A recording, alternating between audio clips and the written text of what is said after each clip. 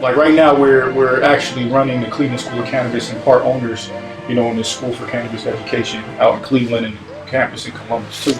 But the story of how we even got to Cleveland kind of builds off of what Kev talked about before in one of these videos where he talked about leaving your neighborhood. But we were going to Dominican Republic for our retreat that we did every year as a company. And before we went to the retreat, we had a conversation with our guy down in DR who when we get down there, he usually takes care of all of our accommodations, our housing, our driver, and all that good stuff. But he told me prior to us leaving, he said, "Hey, I have another client coming down. When y'all come down, so I might be a little busy." And I was like, "Who's your client?" He said, "Oh, he's a guy coming in from California. He's looking at some real estate." So my mind right away went to how can we work with this person? But one thing that we learned over time is that when you tell somebody you own a business and you start talking about your business, they usually like cut you in half. They're like, "Okay, this is the salesman and this is the guy."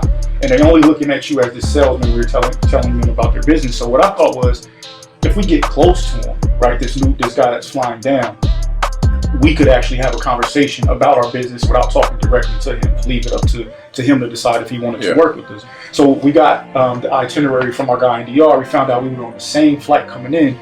So what I did was I moved our seats from the back of the plane where we were sitting and paid the extra money to sit right behind him in the exit row.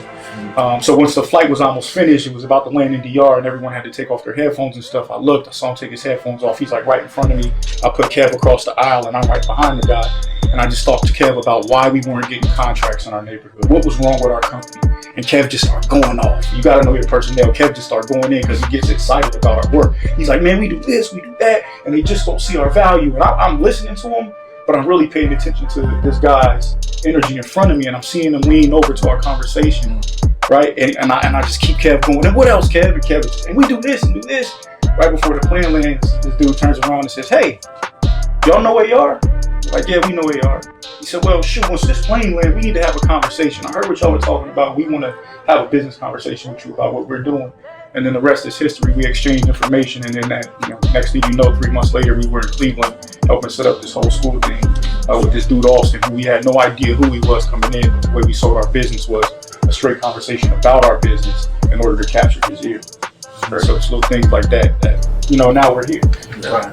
The funniest part is that after we stood up and we exchanged information, Kev kind of hit me and was like, "Ty, what's the chance of us sitting behind this dude on a plane?"